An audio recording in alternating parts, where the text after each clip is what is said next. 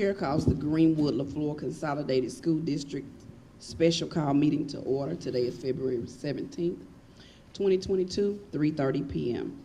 Could we please bow our heads for a moment of silent prayer?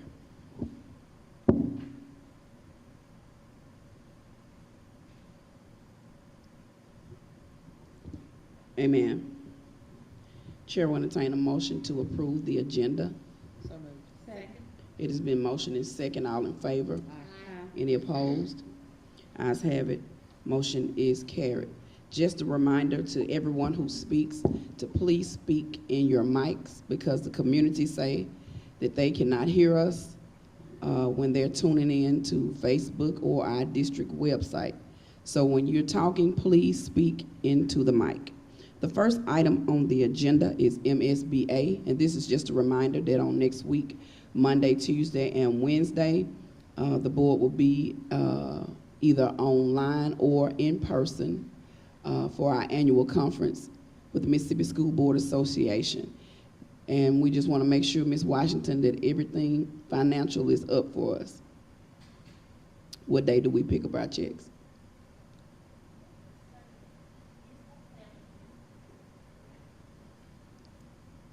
I think he has them ready now, but I'll check with him to make sure. Yes, ma'am. Okay. Thank you so much.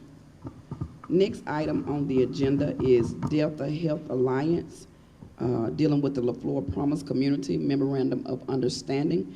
We have Dr. LaShawn Brooks here, who can please come forward.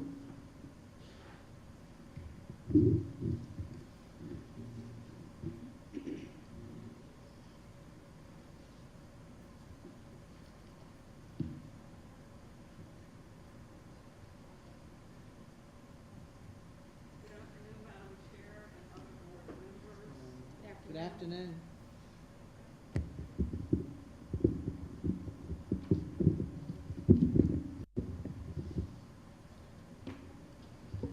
Good afternoon again. So our reason for being here is a follow-up. We're actually at the next steps for the Leflore Promise Community, which does include the Leflore County Consolidated School District. Can you turn her mic up a little bit more, Mr. Johnson? The Greenwood Leflore Consolidated School District. Yeah.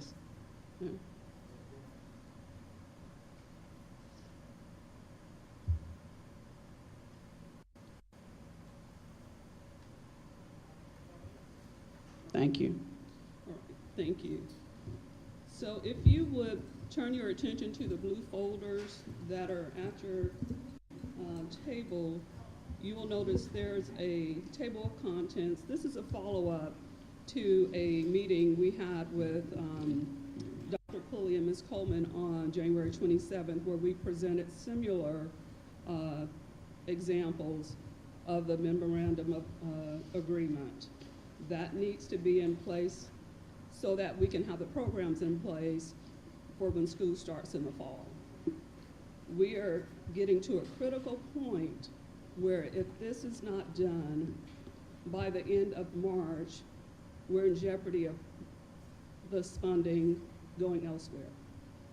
So this is really critical that we go through this, address this. We are available to provide technical assistance, either in person, via Zoom, Teams, whatever that is, to get this done. But for time's sake, I just want to hit some high spots. There's $660,000 over a 16-month period, if you're looking from March to June 30th. And so that's just a rough date, but hopefully, again, the end of March, we can have this done. If you look further into the document, you'll see there are certain things that the district will lead that needs to happen.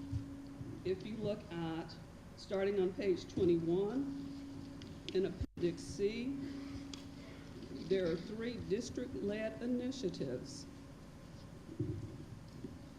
Pre-kindergarten quality initiative, professional learning plan, Greenwood Leflore Consolidated School District instructional development program, data analysis, data subscriptions, and technology.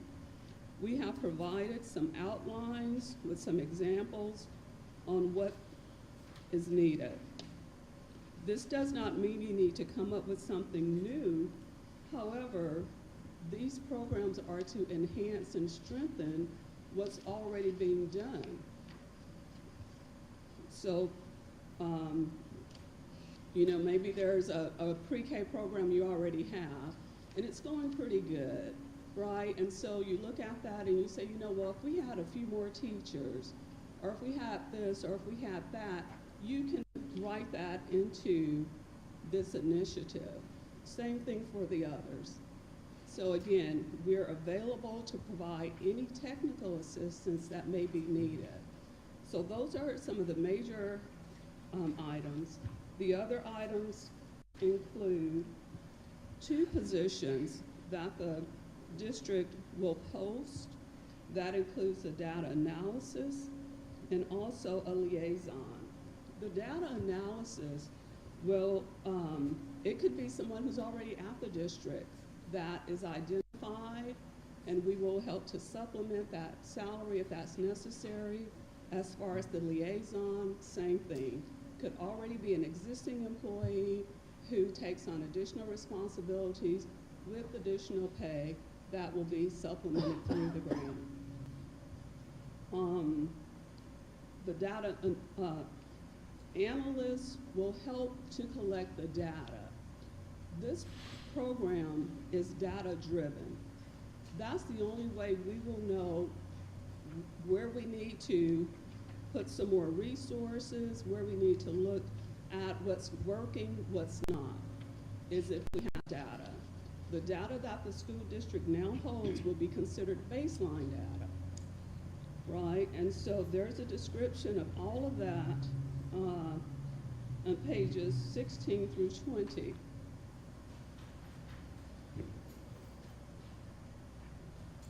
So it is our hope that after this meeting, the district will go through, address these items that are needed so that we can move forward and get this memorandum of agreement in place. Okay, Dr. Brooks, we're already familiar with this program, and is the board's understanding that we were already in agreement before Carolyn Willis passed away. She came before the board, Right. and the board voted to become a part of this initiative. Right. So we're just trying to see what is the problem. Okay, so when Carolyn Willis, my understanding, because I've been with Delta Health Alliance since December, my understanding is when she came and that document was signed, I believe at a board meeting, that was, you agreed to apply. Correct. Right? So we applied, we submitted the proposal was selected and was awarded. Correct. So now that it's been awarded, it's time for a plan of work, right, which requires a memorandum of agreement. Mm. So what I'm saying is, have you already turned this?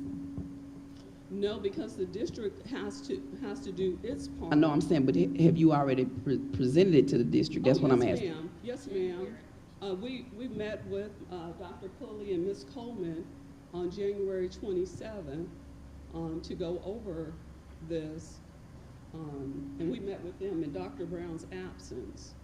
So Dr. Pulley and Ms. Coleman, could y'all tell us, like, is there a problem, or could y'all provide us with some feedback? Because we entered into this contract on last year.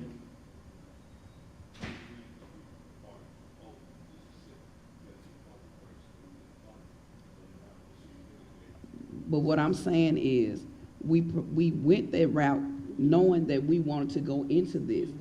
I mean, we didn't just, Dr. Bailey, go through this process not to get awarded and not to become a part of this.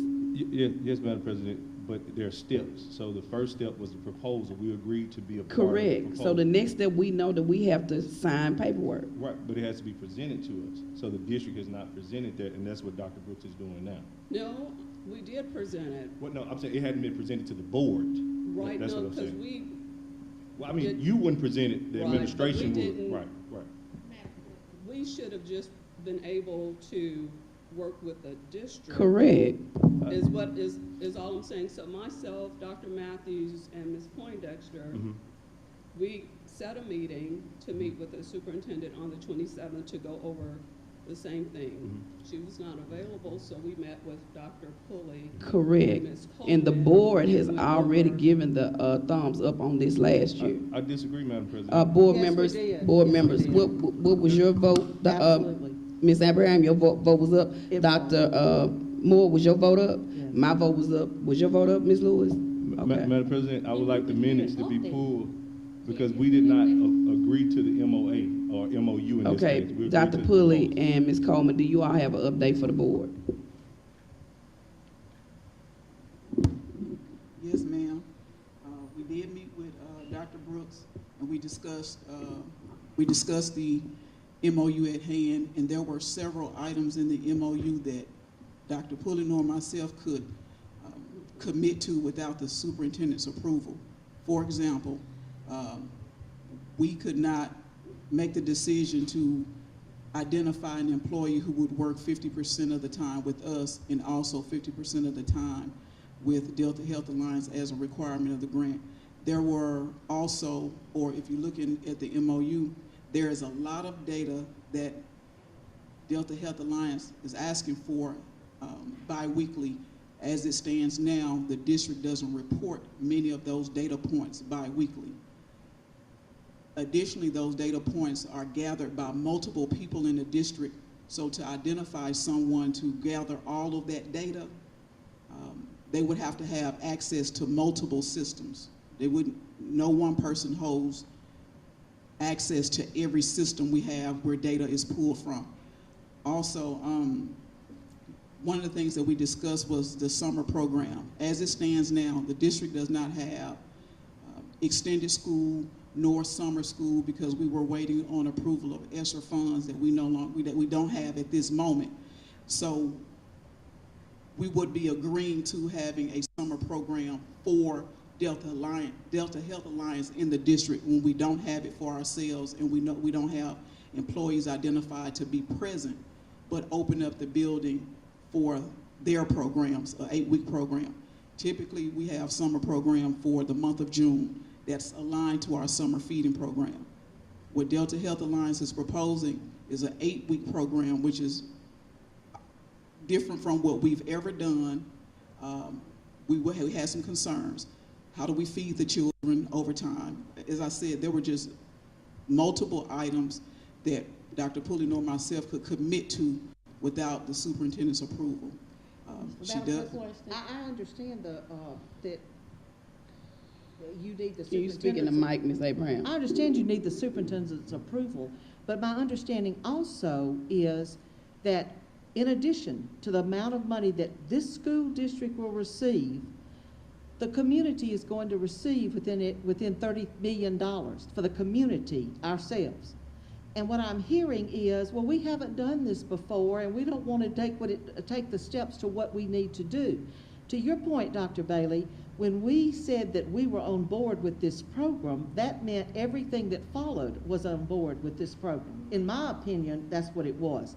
They outlined what it was going to take, and what I heard Dr. Brooks say is, if somebody in the district doesn't want to do this, we will fund somebody, to help with this. Is that correct, Dr. Brooks? Yes, ma'am. Okay, so it's not like you're pushing anything on the school district, right? Right.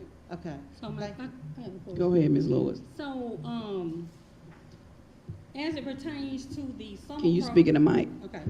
So as it pertains to the summer program, wouldn't that program be for the benefit of the children of this school district?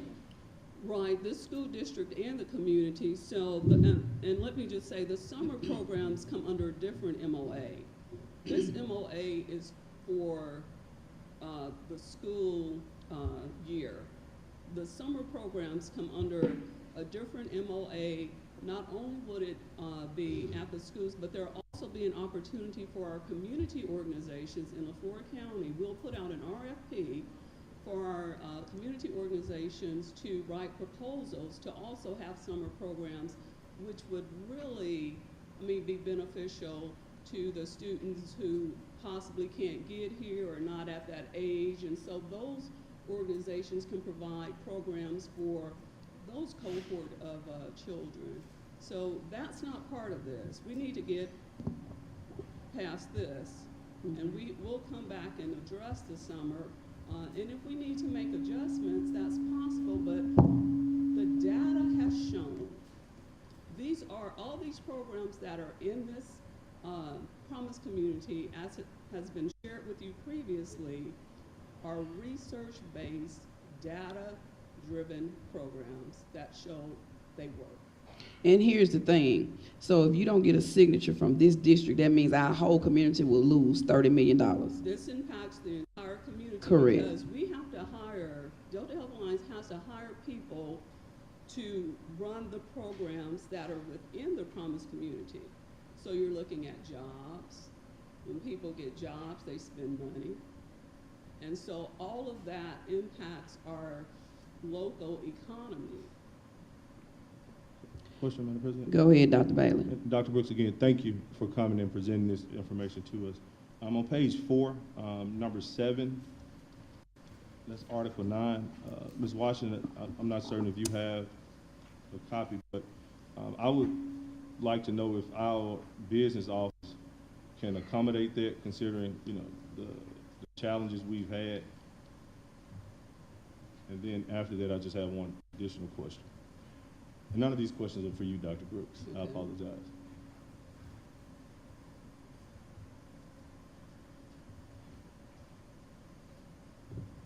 Can you please get a microphone?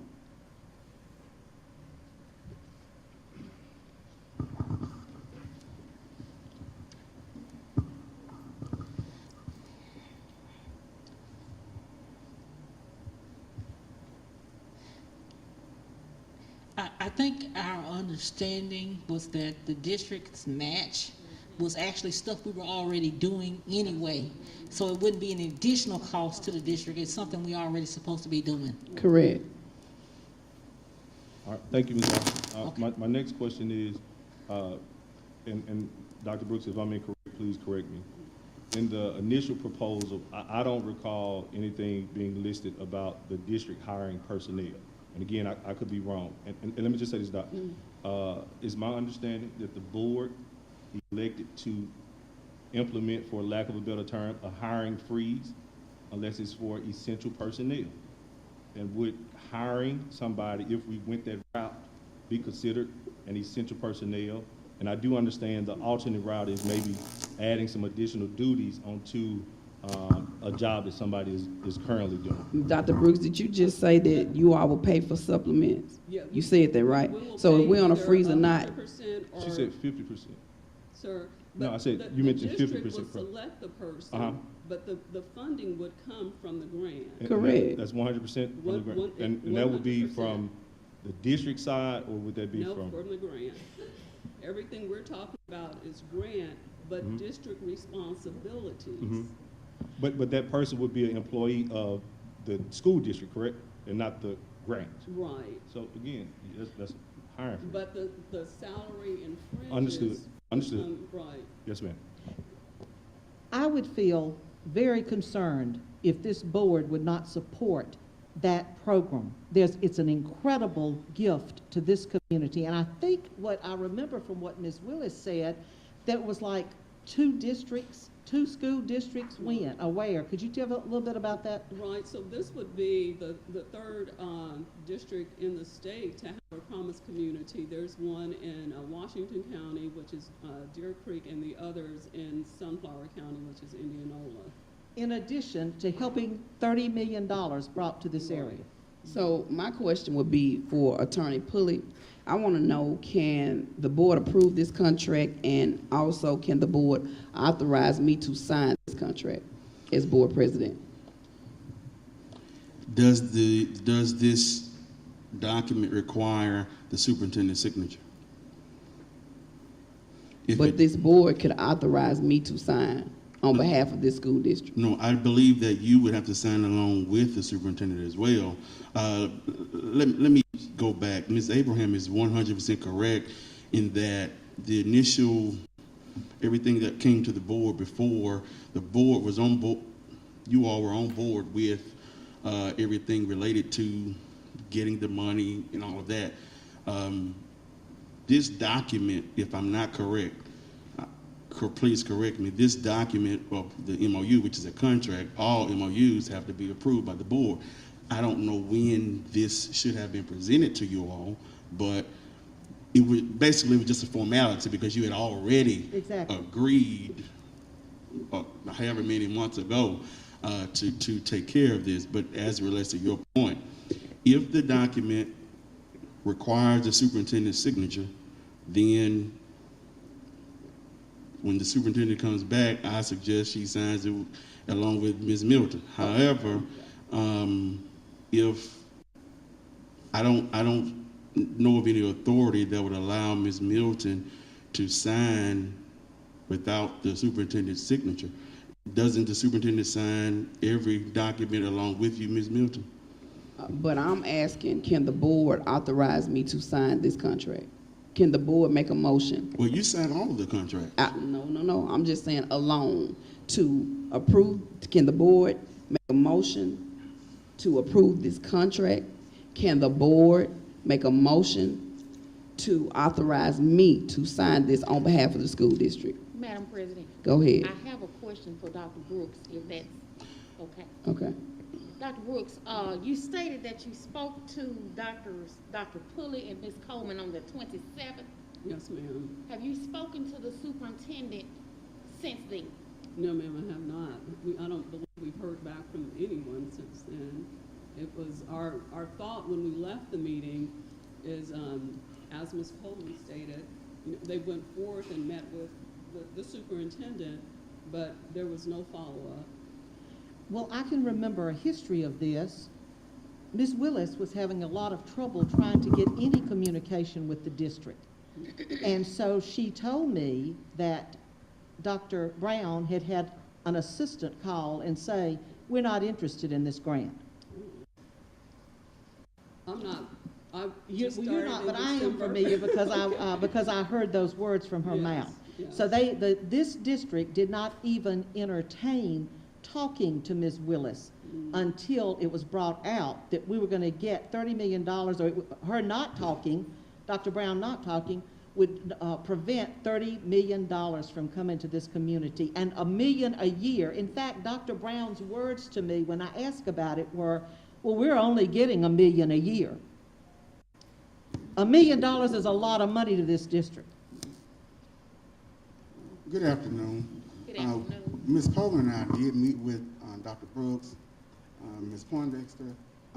We had a wonderful meeting. We did. We had a great meeting. We talked about the various initiatives of this particular Promise neighborhood, and there was some things that we had questions about. Of course, we asked those questions. After that meeting, we did share it. We took it as we said we would. As Ms. Coleman stated, and I think this is what Ms. Coleman is trying to get over. We don't have the authority to sign it unless someone gives us the authority to sign it. I guess That makes sense. So once again, board members, I believe that we have the authority to approve this contract. And I also believe this board has the authority to authorize me to sign this contract on behalf of this school district. And my advice to the board is that, Ms. Milton, you would have signed it anyway. And so the superintendent is the agent for the school district, purchasing agent for the school district. I suggest that, Ms. Milton, you do sign. The board make a motion that Ms. Milton signs, and that I know the superintendent is out this week, that then could she not also attach her signature on Monday? So I'm thinking that's the problem, Attorney Pulley. That's why Dr. Brooks is here. I believe the board then makes a motion that Ms. Milton will sign today, and that the superintendent will sign on Monday. and you direct the superintendent to sign the contract on Monday. May I, please? I'm not here for a signature today, okay? What I'm here for is the work to be done in the MOA so we can get to a signature. So if you remember when I said there are 3 district-led initiatives, those need to be fleshed out. So there's the pre-K initiative, and there's 2 other initiatives. The district needs to tell us how they're going to use those funds. For instance, there's $251,100 that's been appropriated for the pre-K initiative.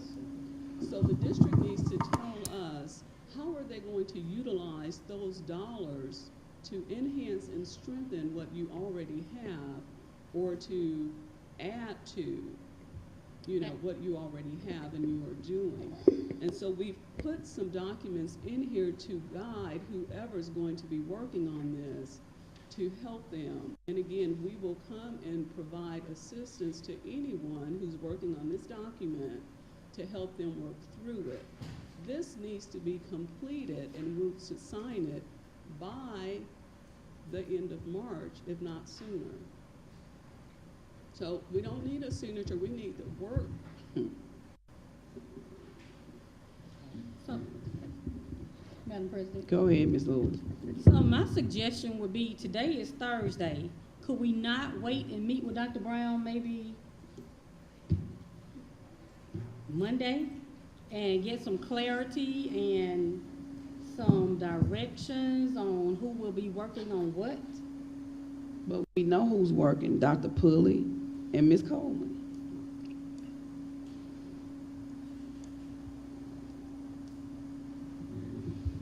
Board members, I She believe. would have to direct them. Board members, there needs to be a motion to direct the superintendent to provide to the board the plan of action related to this MOU so that we can go forward with this agreement. When she gets back next week, you can then have a meeting at that point to discuss all the particulars. But to put across the board minutes, I believe that that motion would be appropriate at this time. Go ahead, Madam Dr. Bailey. President, Go ahead, Dr. Bailey.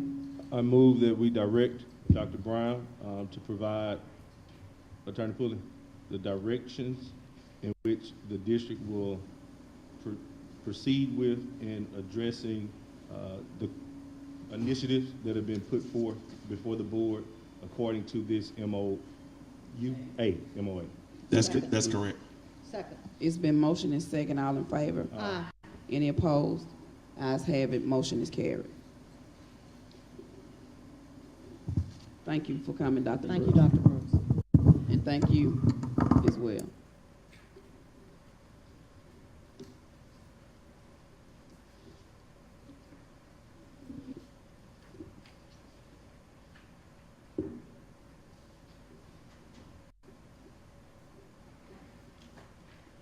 Next on the agenda, we have Mississippi Adequate Education Program, MAEP. Ms. Washington, we would like for you to give us more clarity about a decrease in funding.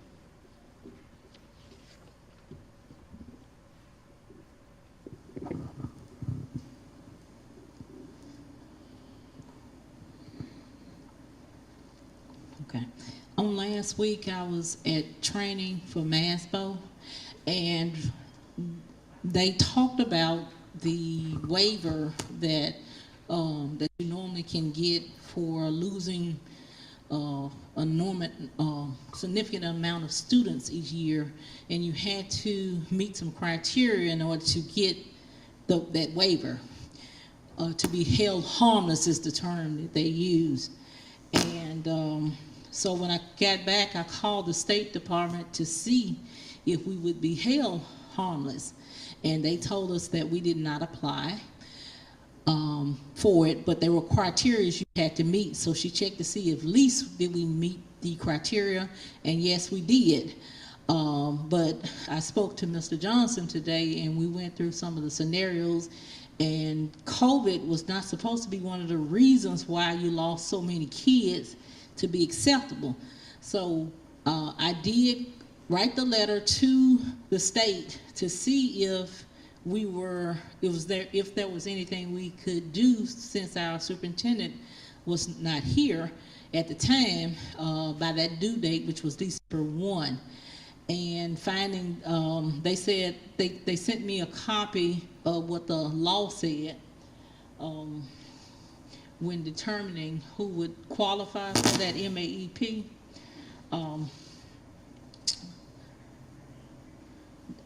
Waiver. Okay, so an inordinate large number of absenteeisms, we have that. We did meet that criteria. But it also says if the state superintendent determines that the reason for the decrease in attendance is a result of an epidemic, natural disaster, or any concerted activity discouraging school attendance, then the following process will be used to determine if there is an inordinately large number of absentees. Well, again, we did meet that part of the criteria about the absentees, but the letter still would have had to made it to the state superintendent by December 1. I still suggest that we might be able to send a letter and talk about the circumstances in which the district is under to see if they might still possibly give this waiver. But according to this is a Mississippi code annotated 37-1-3. So that's the information they gave me so far. But we are subject to, based on whatever that ADA is for the second and third month, average daily attendance, that number is multiplied by the student-based costs, and the state determined that by the number of kids that are in the state of Mississippi, and they determine what that number is, and then they multiply it down time our ADA. And if you were to be held harmless, whatever your ADA was the prior year, they would keep you at that amount and multiply it times the student-based costs. But with that being said, that letter was not submitted, therefore, whatever the ADA is now, month 2 and 3, average, multiply time, whatever that student-based cost is going to be. And I don't know it yet because they haven't released those figures. Congress is still in session, and until they do an appropriation bill, then they'll let us know approximately how much it's going to be until the actual final signature of the governor. So right now, it's not looking pretty. We're expecting, I think I gave Mr. Johnson 1.5, gave y'all 1.6, but it may be more based on the numbers I just received a few minutes ago. They told me what our ADA actually was for month 2-3. So again, we're still guesstimating a large hit, but we don't know for certain until they release those numbers. So we know, Ms. Washington, that we cannot afford to lose this type of money. And you said we did not apply and we did meet the criteria. And so is this like an annual report? When you're losing students like this, yes, it's an annual report that they have to submit. So what I'm saying is, like, so when we have deadlines, I mean, I'm just trying to figure out how can we miss a deadline? I'm saying, like, I don't get that. Well, I'm not sure, but I did talk to the state. They say it's not something they send out. I mean, I get that. Okay, so who did it before? I'm Well, saying what office the superintendent has to send the letter to the state superintendent. So you're saying, Ms. Washington, this was done last year as well? Well, due to COVID, I'm not certain if the state just held everybody harmless. That might have been the case, but any year you have a trend where your students, you're losing so many students, then I'm assuming they tell the superintendents in their meetings that, hey, you need to apply for this waiver. So there's no way that the business office could have done? No, Okay. I had absolutely, and I've been doing this 20 odd years plus, and no. I've never even been told a deadline for a superintendent to get information in as far as the ADA is concerned. And that's why that December 1 count is so important. And that's a deadline, and we do know there's a deadline for that, but not as far as my office is concerned, something we would have to submit. It has to be, according to this, the superintendent must submit it to the state superintendent. Any other questions, board members? Go ahead, Dr. Moore. Ms. Washington, did you state that? We can't hear you. Did you? Is your Can you mic hear me on? now?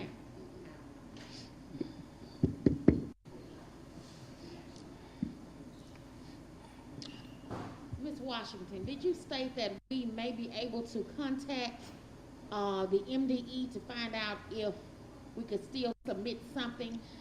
Well, I would try. writing? This is a lot of money. I would try regardless of we missing the deadline, because again, they're still in session and they haven't made a true determination because they're still working on the teacher's raise right now. Right.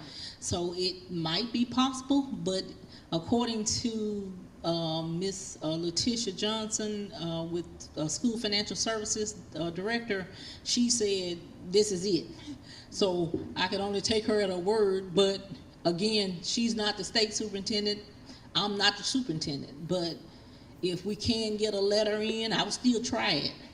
Madam President, may I ask? Go ahead. So is Dr. Brown aware of this problem?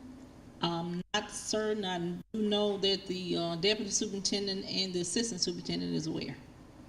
Do y'all know if Dr. Brown is aware of this problem?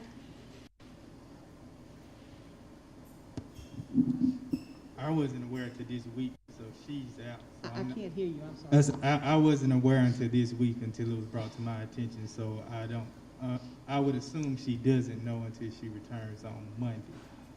But this was my first time hearing about it when Ms. Washington brought it to my attention. Dr. Pulley?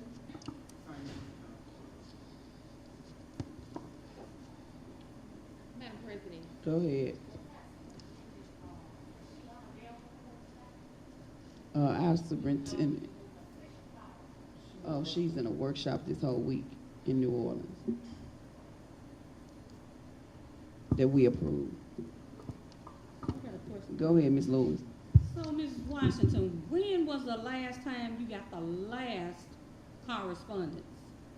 Well, actually, it came to me at a meeting that Ms. Johnson said that we were going to, no district was going to get held harmless. And so I just called to find out. And I called her on Friday to get the information from her. That was whatever the last board meeting was, I called her that day.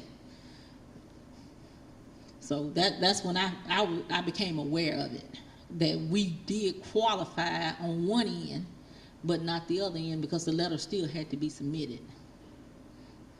Okay, thank you. one more question, Madam Go President. ahead, Dr. Moore. Ms. Washington, what is do we have a definite number for student-based cost? Well, no, I have last year's student-based cost. For FY22, our student-based cost was $5,874.08. That's $5,874.08. Now, the year before then, which was FY21, it was $5,829.35. But yet our month 2-3 ADA remained the same because they held us harmless. You state month 2-3 Yes. ADA? Okay, Explain that. there's a base formula. Okay, base formula. Yes, and it's a lot more than what I'm telling you because they have to do all the math, and it's based on, you got at-risk students, you have students who don't have or meet the criteria to get free and reduced lunch. Okay. So all those things play a part, but we're talking about the bigger dollars up front, Right. which is just based on your month 2-3 ADA, less self-contained grades, and then, which that's your, usually first through third anyway, is usually self-contained. Whatever's reported in MSIS is where they are deriving this data. And then they come up with the base student cost because, you know, MAEP formula was actually written so that all students would get equal amounts of funding from the state. And you stated whatever is reported in, MC. Yes. So it doesn't matter if the kids came in November. If they didn't get here by October, they missed the cutoff. And that's one of the other problems that we're having, and I have to go through a list based on that same emphasis report when we're talking about giving our local dollars to the Delta, not Delta, what's the new name for the, you know, the charter school, charter school. So when we finished the calculation there, they had 190 of our kids. So that's a large chunk. 190 today. 190 as of October, Okay. because that's what the cutoff date was. If they were still here by October and decided to go over to the charter school, then we still would have kept the count. But because they left before then, we lost all those kids. Okay.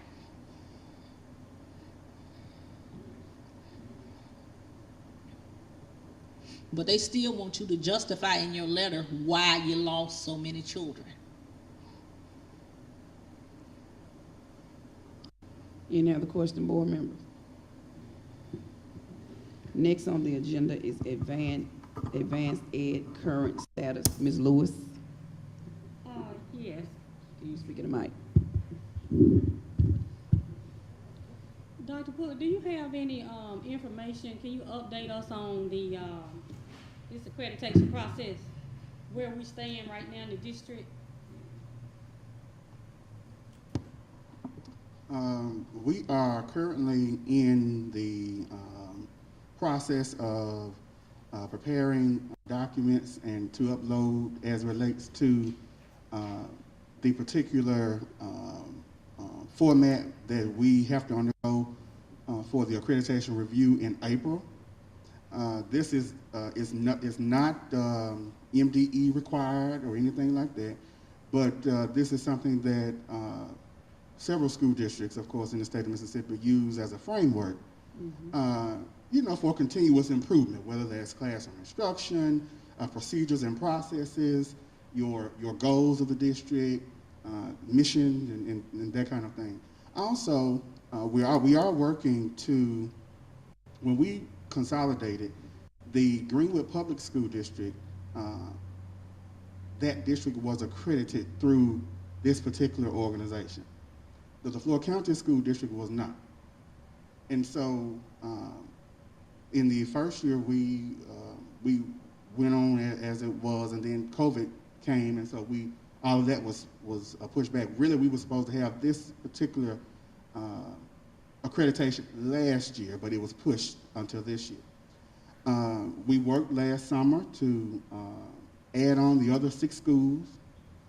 Unfortunately, the regional director passed away. In the middle of us working on that, we had submitted the form and everything to him, and that did not, of course, it just didn't happen. In December, got a new regional director, and so we are working now to include the additional 6 schools in that process. But we are working, Ms. Copeland and I have met as relates to the team of individuals who will work with us as we prepare for the accreditation review. I know last year I served on an accreditation review team, some members of the school improvement team, several members of the school improvement team served on an accreditation review. So we are familiar with, one reason why we did all serve is so that we could be familiar with the process, so that when this year came, it wouldn't be such a daunting task. Ms. Copeland. Yes, we do have a team in the district. They've served on committees for other districts, and so we've been able to practice it with those districts. And so now when it's our turn in April, we feel like we're prepared to address the extra items or areas that will be assessed in. Are there fees associated with this?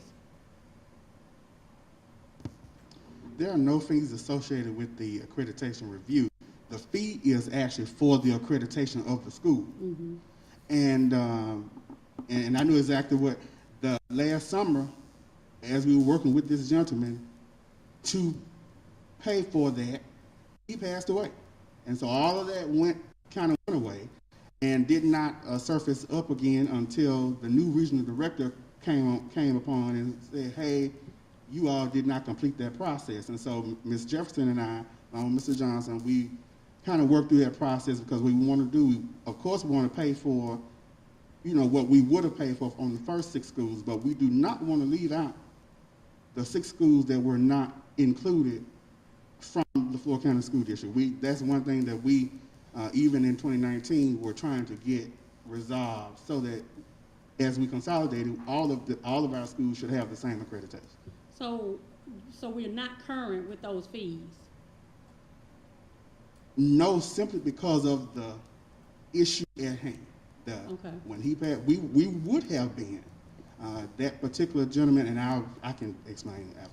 But and so once that happened, I think it was a standstill on their side and our side, to be honest. So when do we anticipate becoming current? It's in the system already. Okay, Yes, ma'am. thank you. I've heard, Madam President, I heard there was a discrepancy with the fees. Those fees should have gone to the actual company, correct?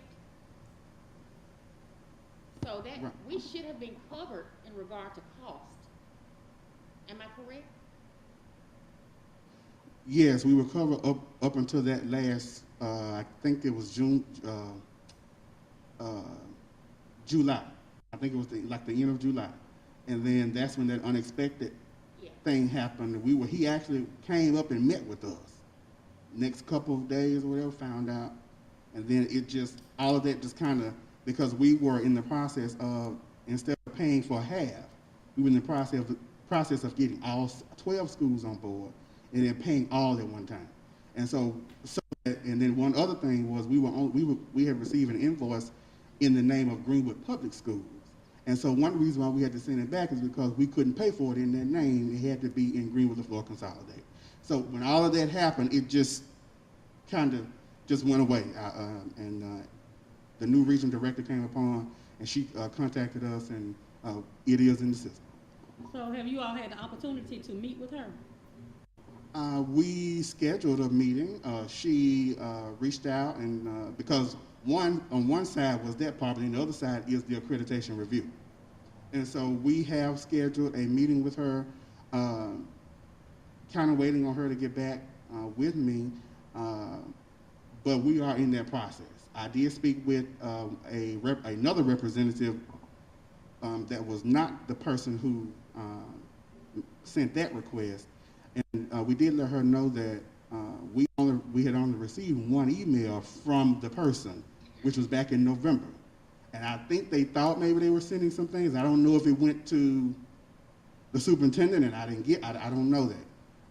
But I did explain that to her and told her that we were definitely on board and we're ready for the accreditation review and we're going to be meeting with her soon. So she did reach out and we've had an opportunity to kind of set some time where we can, we got the money part taken care of, but actually the review, because there are several indicators in that particular framework that I think they want to just go over with us just to be sure that we're okay. Okay, thank you. Question, Madam Go President. ahead, Dr. Moore. I don't know if Ms. Coleman, I think you may have alluded to it, but did you say that this process is peer reviewed or is it reviewed by the actual company? It's peer reviewed. So, for example, I know every member of GLCSD sat on a team with different school districts. Okay. So they had an opportunity to see it from different ways. I know one school district reported it. They did a presentation, but we have to upload documents which would be similar to what we did with a recent audit that we did. But it's peer reviewed and it's monitored by the company, but you give them specific criteria and a rubric, and you grade judge by the rubric in various areas. I think I mean, it's all the way up to 1 from 3.9. It's 1.1 to 3.9, like, so it's 1.1, 1.2, 1.3. Yeah.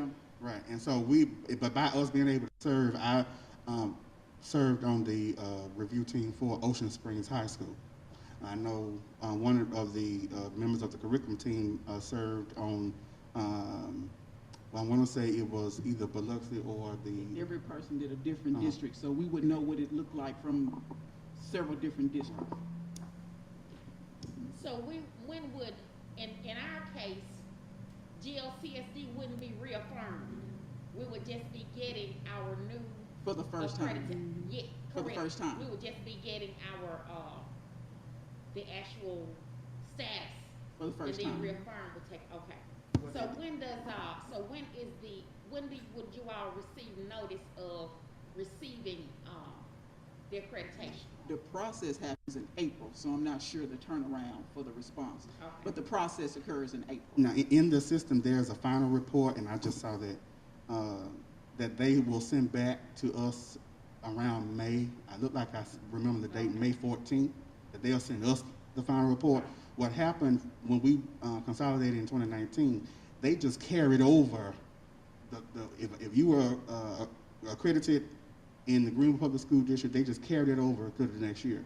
But the issue was the Leflore County School District was not.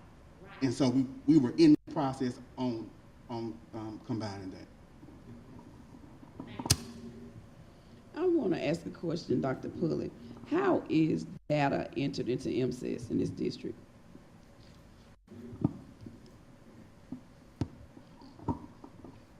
I'll let Ms. Coleman elaborate, but I will say every school has an MCES clerk who enters that particular data in. Ms. Day serves as our primary MCES person from the district level. And so as they are entering data at the school level, we continue to monitor that at the district level.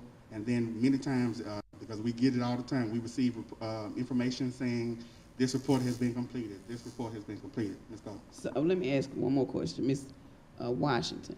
So do you work hand in hand with the MCES coordinator for the district?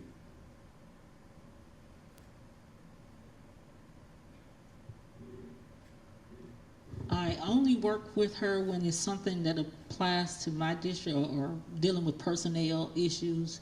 If the state say they didn't get their report in time, they would call me. So I would have to do the legwork for her. But other than that, that's kind of a separate department. We do work hand in hand together, but that is dealing with student data that the schools are doing. Ms. Day is making sure the personnel data is entered in properly. But the reason I'm asking is because on that December 1 deadline that we had, that we did not apply for, that we met the criteria for, with you working with that person, would we have been able to get that out? Well, again, the letter has to be sent from the superintendent to the state superintendent requesting. So you don't think that the MCES coordinator would have gotten any feedback from No. MDE? Okay. No, No, ma'am. Outside of personnel, I'm responsible for MCES and district-wide reporting. That is not something that we would get. What happens is, as I was explaining, there are several different data points or several different things that we enter. No one has total access. Someone, even at the school level, someone does attendance, someone does whatever the different reporting is. No one has access to all of it, but from the district level, Ms. Day is responsible for the audit of each school and reporting from the district. But no response from the district with reporting in that manner will go from Ms. Day to state superintendent. That's a superintendent function. And so that's not what we would receive from that level.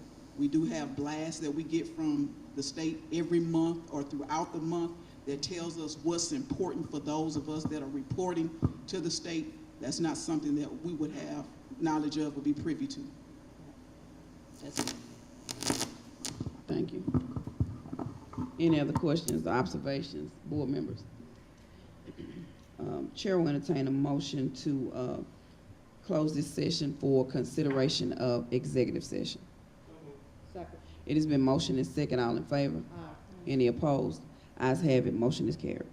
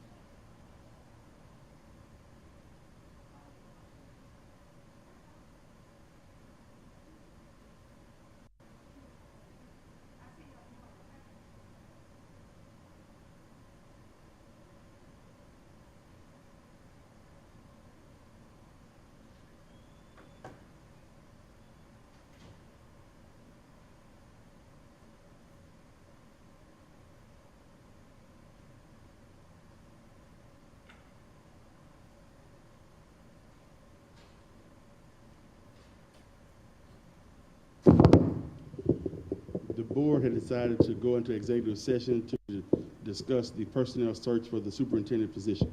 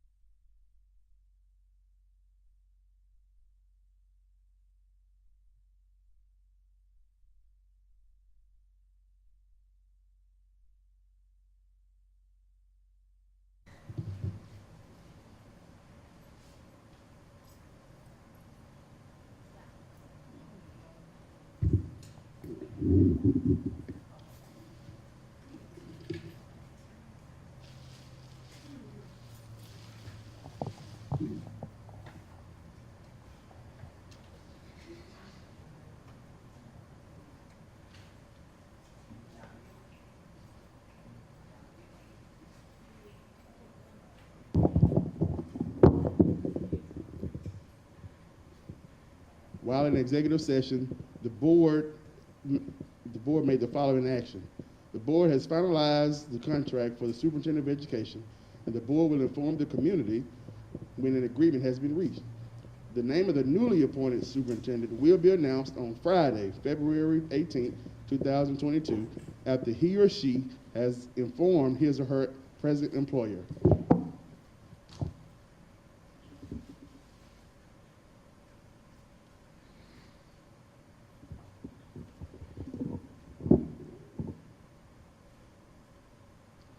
Chair will entertain a motion to adjourn. It has been motioned and second. All in favor? Any opposed? Ayes have it. Motion is carried. Happy Board Members Week. We have a certificate on behalf of Mississippi School Board Association. Job well done, board members. Work that you do and have done throughout the year to navigate COVID, navigate all the intricacies of what you have to do for the boys and girls of the school district. And I'm sure this community is proud of you. And I am very happy to work with each of you on a daily basis. Thank you.